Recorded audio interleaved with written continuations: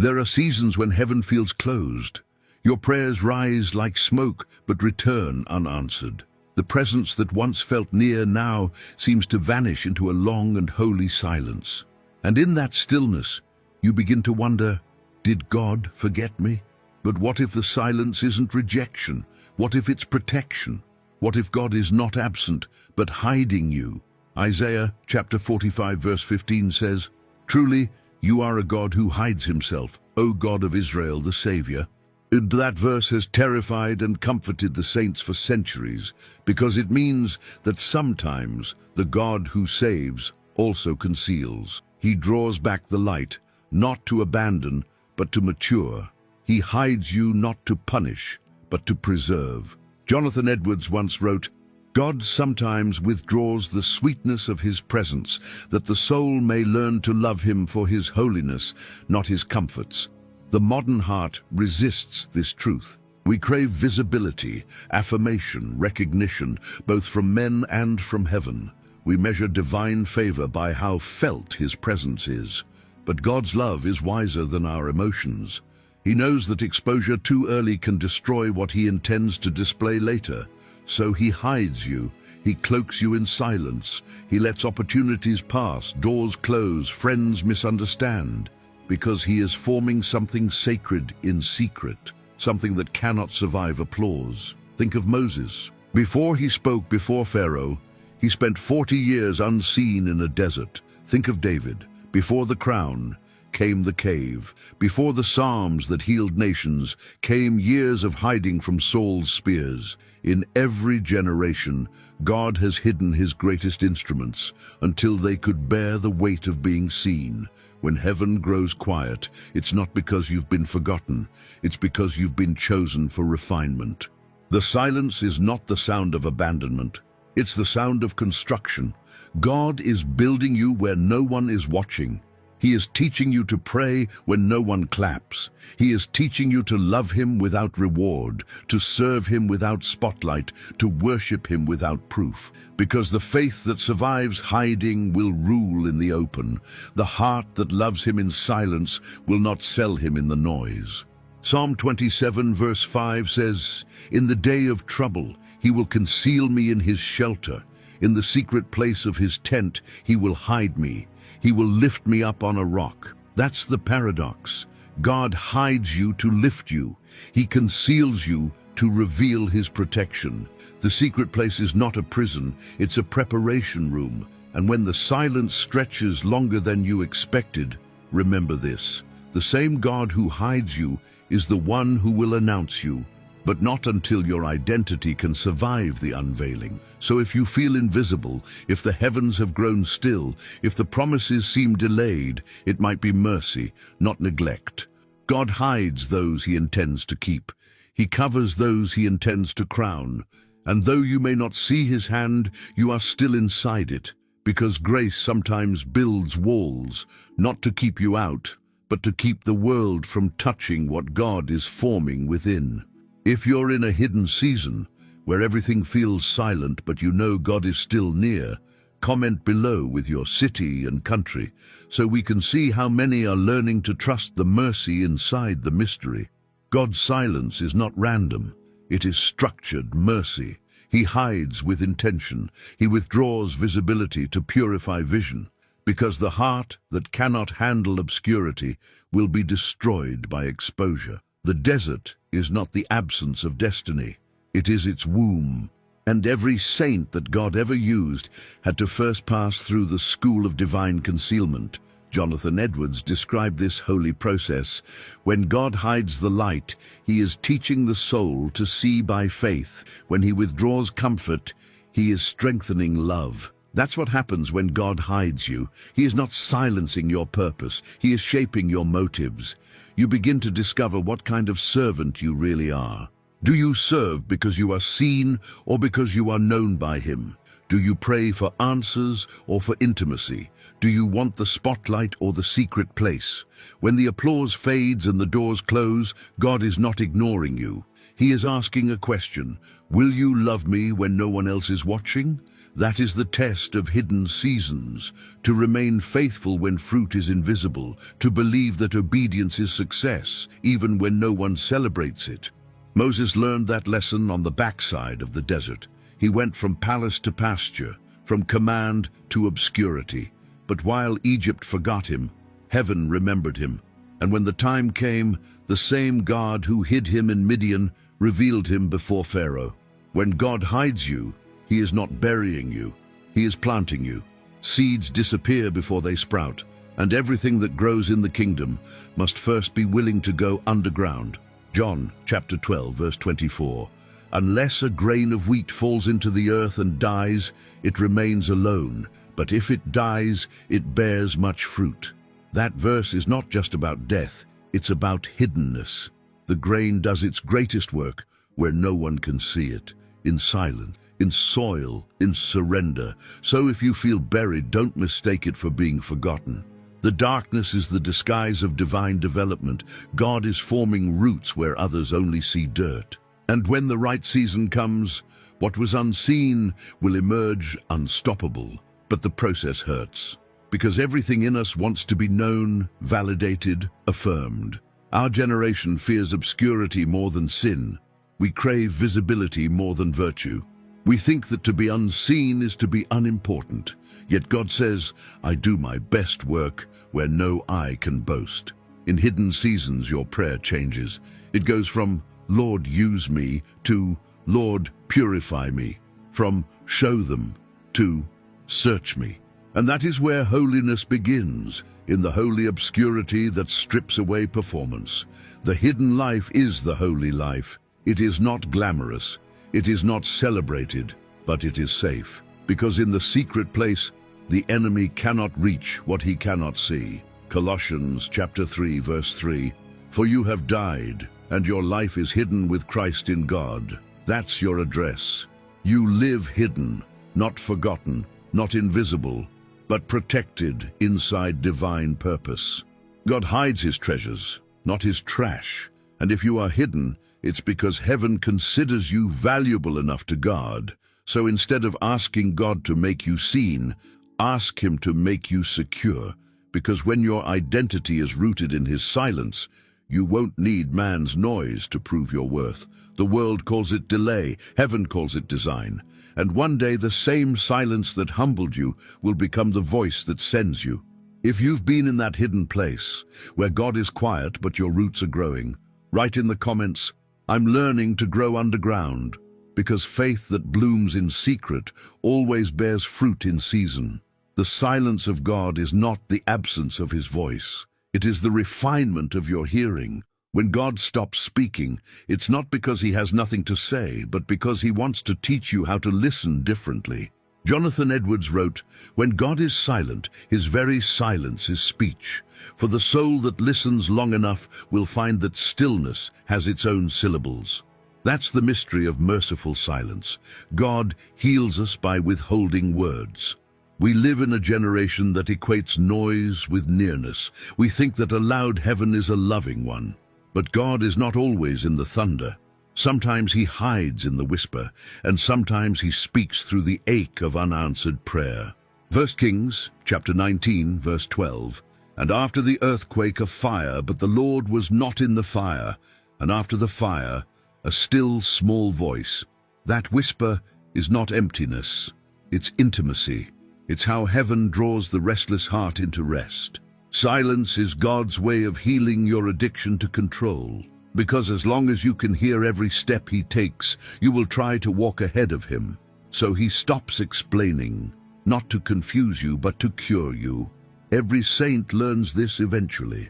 There are things you can only learn about God when he's quiet. It's in the silence that your motives are exposed, your fears are named, and your worship becomes real. When God stops speaking, your memory must start believing. You must live on what he already said, not on what you wish he would say next. That's why the silence is sacred.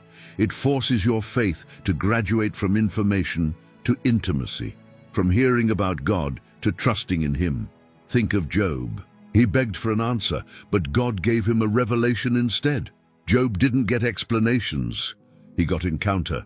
And by the time God spoke again, Job no longer demanded reasons. He said, "Now my eyes have seen you." Job chapter 42, verse 5. That's what silence does. It shifts your posture from interrogation to adoration. You stop asking why and start saying, "Who but you, Lord?" Sometimes the greatest healing God can give you is not clarity, but confidence. Confidence that even when you hear nothing, He's still working. Confidence that love does not always sound like comfort. Confidence that mercy sometimes wears a mask called mystery. Silence detoxes the soul. It purges the need for constant confirmation. It cleanses the noise that drowns the whisper. And when the noise of the world fades, you begin to hear the rhythm of His presence again, steady, patient, and pure. The mercy of God's silence is that it humbles you without humiliating you. It breaks your pride without breaking your bones. It dismantles your self-reliance so gently that you don't even realize you're being rebuilt. And when He finally speaks again, not through visions but through peace, you realize He was never far. He was speaking in the waiting. He was healing you through the hush. The silence is not punishment, it's surgery. It is how God extracts the poison of impatience and implants the peace of trust. And though it feels like loss, it is actually love. Because a father who never falls silent raises children who never grow strong. But a father who knows when to be quiet teaches his children to listen to his heartbeat instead of his voice. So the next time heaven feels still, don't rush to break the silence. Rest in it. You might be standing in the middle of your healing. If you've been in that quiet place where God's silence feels like surgery, write in the comments, "He's healing me through the silence." Because sometimes what feels like distance is the sound of mercy doing its deepest work. Every silence has a purpose. It doesn't just quiet the noise around you, it unmasks the idols within you. When God stops answering, everything you truly trust starts speaking. Jonathan Edwards wrote, "When the voice of the Lord grows still, the false gods of the heart begin to shout." That's why divine silence is dangerous, not because God is gone, but because in His quiet you discover what else has your attention. When heaven pauses, the heart panics, and in that panic, idols rise. The idol of control whispers, "Fix it yourself." The idol of affirmation cries, "Find someone who sees you." The idol of comfort murmurs, "Run to distraction, anything but waiting." Silence reveals what sermons cannot. It exposes not what you say you believe, but what you reach for when God seems unavailable. That's why the wilderness feels cruel, because it strips away every counterfeit savior. It forces you to see who sits on the throne of your trust. When Israel walked through the desert, God didn't just test their obedience, He tested their appetite. Would they crave manna or Egypt? Would they trust the invisible provider or long for visible slavery? Every believer faces the same test. Will you cling to convenience or will you cling to Christ? Because when the blessings are silent, the blesser must become enough. The silence of God is a spiritual mirror. It shows you what kind of faith you actually have. Do you love His presence or His performance? Are you drawn to His character or just to His comfort? Deuteronomy chapter 8 verse 2, "The Lord your God led you these 40 years in the wilderness, to humble you and to test you, to know what was in your heart." Notice, He led them, but He also hid from them. He gave direction, but withheld explanation, because humility cannot grow under constant applause. And when you realize that, you stop demanding answers and start desiring holiness. You stop chasing outcomes and start pursuing obedience. You stop treating silence as punishment and start receiving it as purification. That's the secret work of mercy. It doesn't just comfort you, it cleanses you. It doesn't only protect you from the world, it protects you from yourself. When God hides you, He is not punishing your past, He is protecting your future. He knows what praise can do to a heart not yet purified.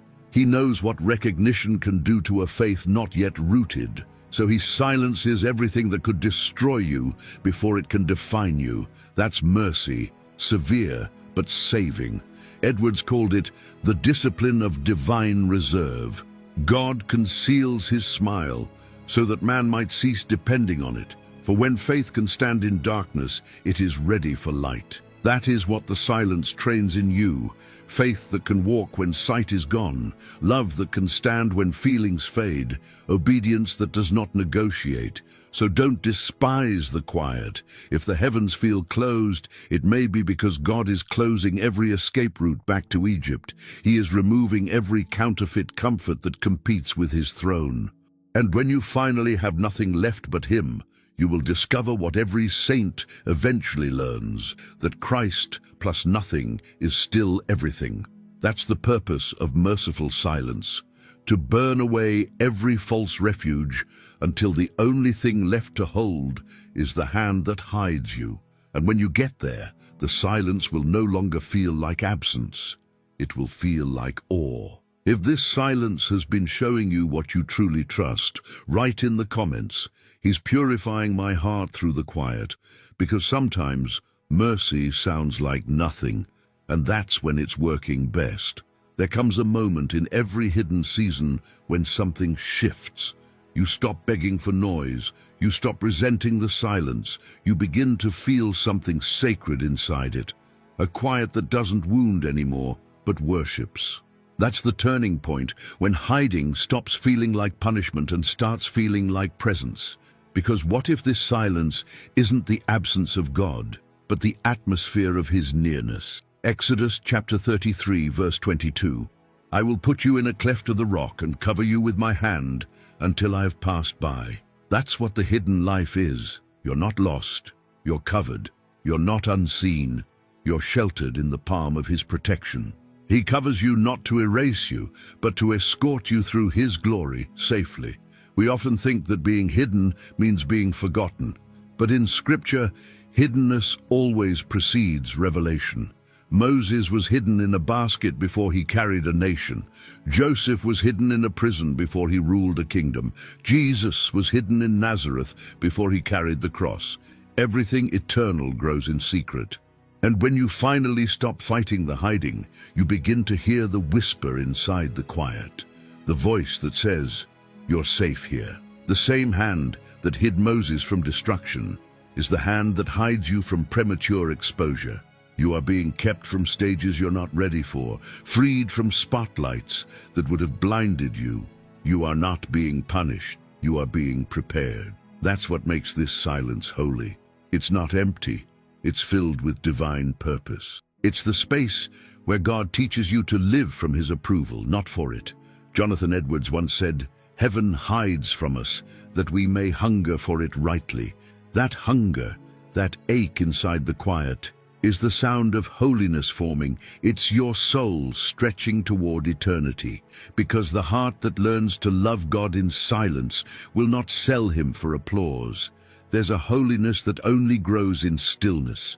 No lights, no recognition, just the slow sanctification of trust. The hidden life is heaven's workshop, where God crafts the kind of faith that does not need to be seen to be strong. And here is the mystery. The more he hides you, the more he reveals himself. The quieter it gets around you, the clearer he becomes within you. Psalm 63 verse 1. "O God, you are my God. Earnestly I seek you. My soul thirsts for you. My flesh faints for you, as in a dry and weary land where there is no water."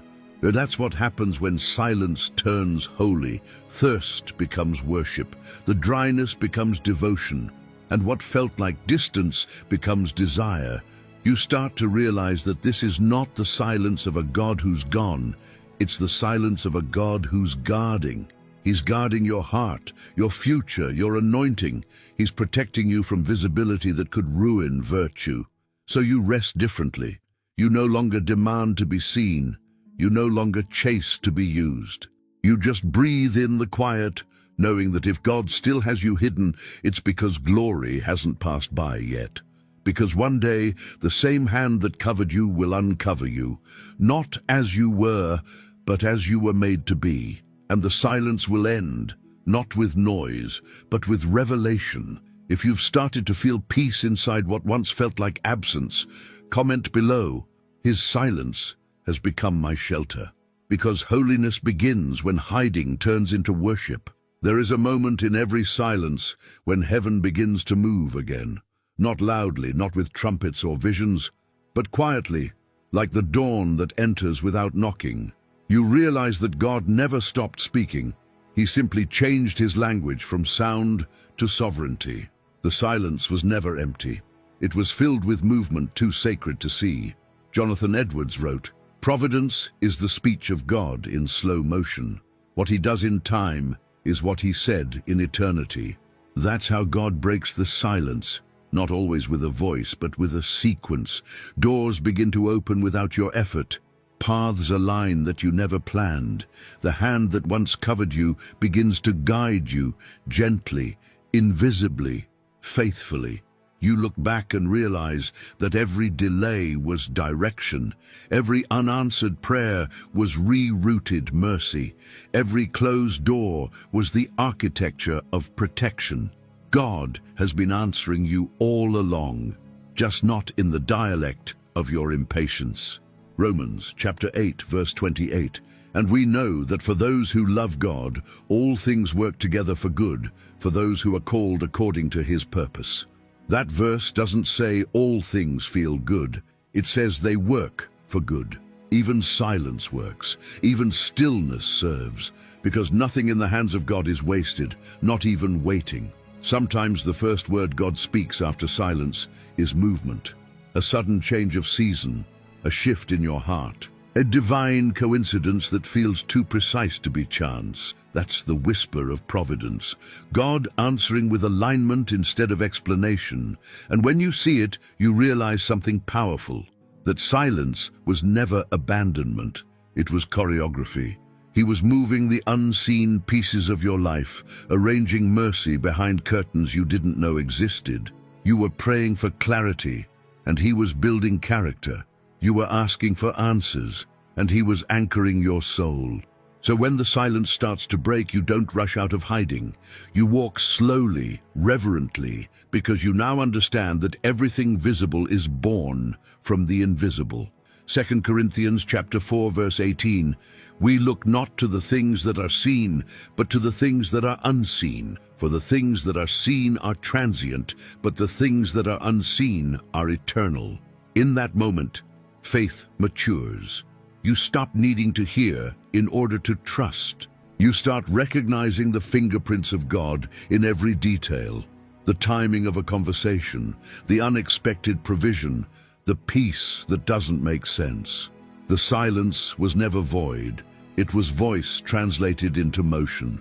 And once you've seen that, you can no longer doubt him the same way, because the same silence that once tested you now testifies for you. You can look at the waiting and say, he was speaking all along. Every unanswered prayer has a sequel. Every quiet night has a purpose.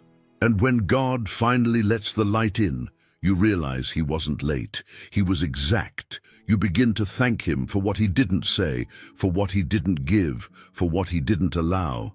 Because now you see his silence was mercy in disguise. Edwards called this the slow unveiling of divine affection. When God seems least active, he is most affectionate, for love that is eternal does not hurry. That's what's happening right now in your story. The silence is breaking, but not because God changed, because you did. Your eyes have learned to see what your ears could not hear, and in that awareness, you find yourself whispering not questions, but worship. You were there the whole time. If you've started to notice God moving in small, silent ways, doors aligning, hearts softening, peace returning, write in the comments, he's speaking through the stillness. Because sometimes the quietest answers are the loudest proofs of his love. Every divine silence has a day of unveiling, not the kind that comes with noise and applause, but the kind that comes with understanding. The quiet clarity that makes tears fall without warning. That's the moment when you finally see what heaven was doing while you were waiting. When you realize that the silence was not a pause in God's plan, but a preparation for it. Jonathan Edwards called it the mercy of delayed light. God's glory rises slowly as the dawn. He withholds brightness until the eye is ready to see it, and then suddenly you are. You begin to look back and notice the divine fingerprints. The things that made no sense at the time now reveal their design. The doors that closed protected you. The people who left refined you. The waiting that hurt prepared you. Every unanswered prayer starts to echo with meaning. You hear the faint whisper of Romans 8:28, not as theory but as testimony. Heaven never ignored you. It was orchestrating you. Psalm 37 verse 7, "Be still before the Lord and wait patiently for him. Fret not yourself over the one who prospers in his way." Now those words make sense, because while you were hidden, God was handling what you couldn't see. He was maturing you for a stage you didn't know existed. He was strengthening roots for storms you hadn't yet faced. And when he finally begins to uncover you, it's not to reward you. It's to reveal what he has been forming all along. When God reveals, it's never about visibility. It's about usefulness. He doesn't show you off. He sends you out. He doesn't glorify you. He glorifies himself through you. That's why the hidden life is sacred, because what's born in silence will speak with substance. And when your season of revelation comes, you won't need to explain it. The fruit will do that for you. Think of Joseph again. He spent years misunderstood, imprisoned, forgotten. But when God unveiled him, he could say to his brothers in Genesis chapter 50 verse 20, "You meant evil against me, but God meant it for good." That's the sentence every saint learns to say after the silence breaks. He meant it for good. It doesn't erase the pain, but it redeems it. It doesn't justify the suffering, but it sanctifies it. You realize that what felt like divine distance was divine design. That while you thought you were losing time, you were actually being built for eternity. And in that revelation, gratitude replaces bitterness. Worship replaces worry. Stillness becomes strength, because now you know every silence has an end, and every hiding has a purpose. The same God who covered you now commissions you, but he does it differently than before. You no longer need validation. You seek obedience. You no longer crave platforms. You crave purity. You no longer chase the noise. You cherish the whisper. That's the fruit of merciful silence, a faith that doesn't just survive pain, but interprets it. 2 Samuel chapter 22 verse 31. "As for God, his way is perfect. The word of the Lord is tested. He is a shield to all those who take refuge in him." Every silence was a test. Every hidden place was a refuge disguised as rejection. And when the light finally falls on your life again, you realize that the God who hid you never left. He was building a testimony that only time could translate. The silence becomes sacred memory. You stop resenting it and start revering it, because it was there in the stillness that your heart learned what words could never teach, that the love of God is louder than any answer.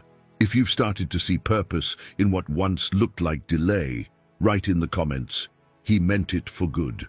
Because what you call silence, heaven calls strategy. When you come out of a season of divine silence, you don't emerge the same. Something in you has changed, quietly, permanently, irreversibly, because silence doesn't just shape your situation, it sanctifies your soul. The one who has been hidden carries a different weight, not the heaviness of pride, but the gravity of grace. You've stopped performing for heaven's attention because you've lived long enough to know you already have it. Jonathan Edwards said, "The silence of God is the furnace of humility, the flame that burns away self until only grace remains." That's what the quiet seasons do. They kill the counterfeit self. They strip the layers you use to confuse with identity. The ambition that used to drive you softens. The insecurity that used to control you dissolves. The craving to be seen turns into the craving to be clean. You begin to realize that holiness is not how loud you can preach, but how low you can bow. Not how many answers you can give, but how surrendered your silence can become. Isaiah chapter 30, verse 15. In returning and rest you shall be saved. In quietness and in trust shall be your strength. That is the paradox of power. Your greatest strength will be found in stillness, because now you've learned that the most dangerous believer is the one who no longer fears obscurity. The devil can't tempt what he can't impress. He can't manipulate the one who no longer needs the spotlight. When you've tasted the peace of being unseen by men but known by God, you become unstoppable.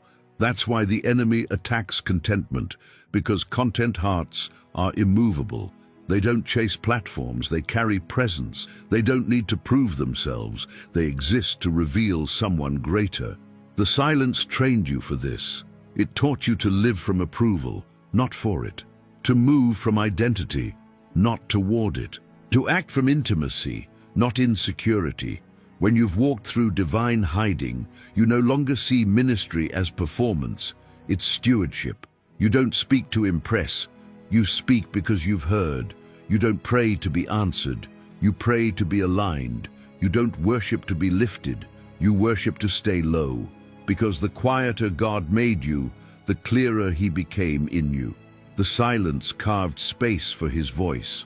The absence trained you to discern presence. The stillness strengthened your obedience. Philippians chapter 4, verse 11, I have learned in whatever situation I am to be content. That's the graduate of silence, contentment. Not apathy, not laziness, but deep rest. A peace that doesn't depend on proof, a joy that doesn't depend on noise. And when God finally calls such a soul back into visibility, it's no longer dangerous. Because the hidden years have built walls, humility will not let fame climb over. This is why God trusts some people with great influence, because they no longer care for it. They've been emptied enough to carry weight without breaking. They've been silenced enough to speak without ego. They've been forgotten enough to forgive without keeping score. That is what the hidden life produces. Power without pride, purity without platform, fire without frenzy. Jonathan Edwards once wrote to his congregation during a time of personal obscurity, I would rather be hidden in the hand of God than honored by the hand of men. For obscurity with him is better than influence without him. That's the freedom that follows divine silence. To no longer chase relevance but radiance. To no longer strive for applause but for alignment. To no longer fear being unseen but to fear being unholy. You've changed, and that change is the proof that silence was not wasted. The God who hid you has made you dangerous to darkness because you've learned to hear his whisper louder than the world's approval.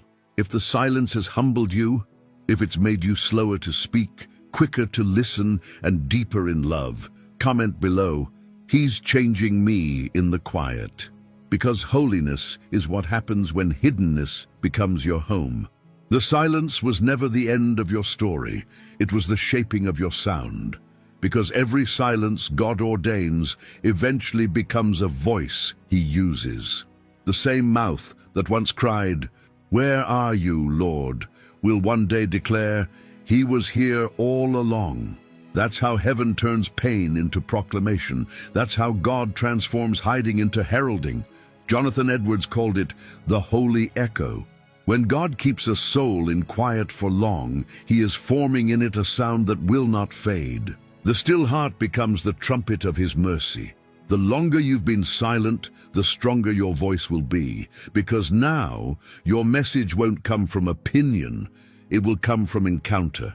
You won't preach ideas, you'll preach scars that have been healed. You won't sing about theories, you'll sing about survival. That's what makes your testimony thunder. You've been through the silence, and you found God in it. Psalm 40, verses 1 through 3.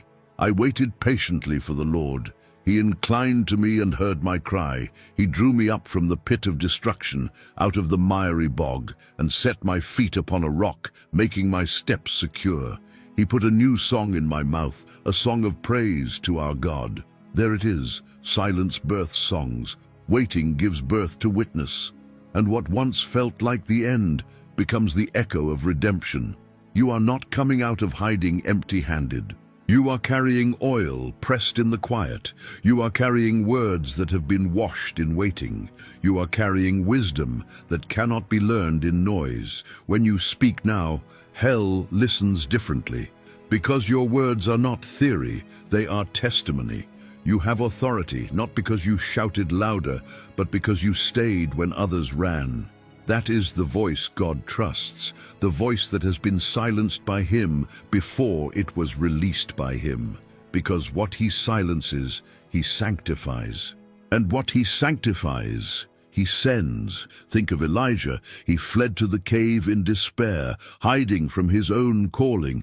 But when God met him, He didn't speak in wind or fire. He spoke in a whisper. And from that whisper, Elijah emerged again. Not as a man running from fear, but as a prophet running with fire. That's what this silence has been doing to you. It's been hollowing out everything that could echo pride, so that when you finally speak, the only sound that remains is His.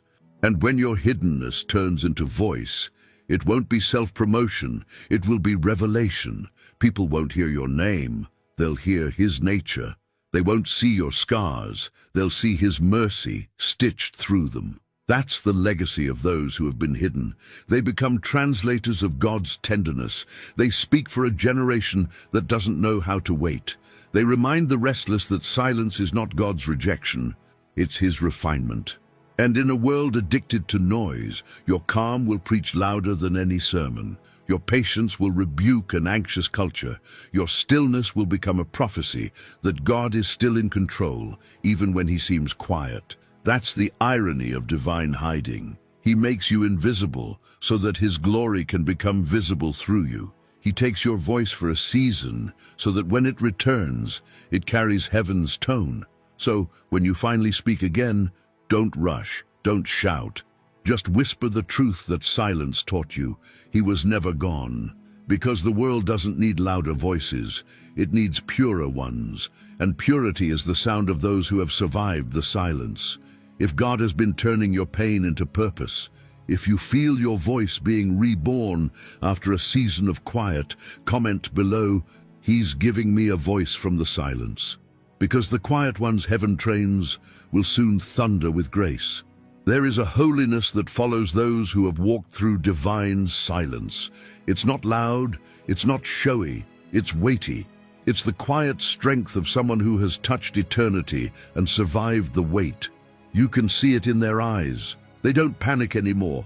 They don't rush to speak when God is still writing. They've learned the rhythm of heaven, that the God who hides is the same God who heals, and the one who falls silent is the same one who sustains. Jonathan Edwards wrote near the end of his life, "The silence of God is not His absence, but the slow unfolding of His affection. Those who have heard nothing from Him for a season will one day realize they were being held the whole time." That's the legacy of every soul hidden by God. You begin to walk with a gentleness that only silence can teach. You stop striving to be seen because you've been seen by the only eyes that matter. You stop fearing obscurity because you've met the God who lives there. And now, when you open your mouth, grace sounds different. It doesn't beg, it blesses. It doesn't argue, it anchors. It doesn't perform, it points. The silence has become part of your worship. It's the pause between verses, the sacred breath before you speak His name.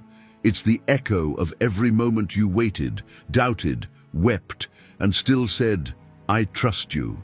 That's worship, not just songs, but surrender.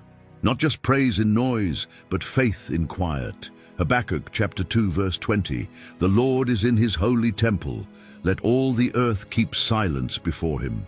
That's not just a verse, it's an invitation to come into the holy hush, where striving ceases and knowing begins, where faith no longer demands explanations because it has found peace in the presence of the inexplicable. So if God hides you again, and He will, because mercy is cyclical, don't fear it.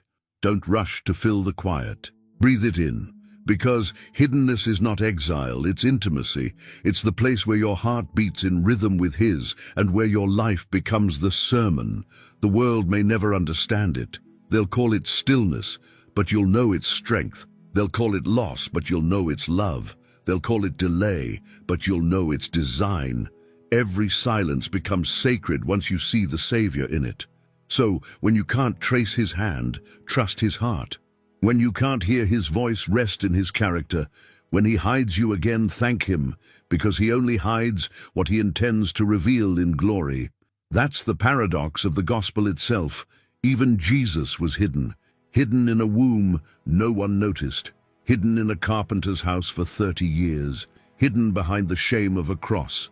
But on the third day, the silence broke, and heaven said once and for all, the hidden was holy, and so it will be with you. One day, your silence will make sense. One day, the pain will tell its story. One day, what was hidden will shine, not for your fame, but for his. Until then, stay low, stay faithful, stay hidden, because mercy lives there. If this message spoke to you, if you've walked through the quiet and found God waiting there, leave a comment below with, "I'm resting in his silence." Let's fill the comments with a chorus of those who have been hidden but are still held. Subscribe to the channel for more sermons that recover the weight of holiness and awaken hearts to a real, eternal gospel. Share this message with someone who's waiting for an answer, because sometimes the answer is already here, just hidden in the silence. And remember that the God who hides you is the God who holds you, and the silence that breaks you is the silence that saves you.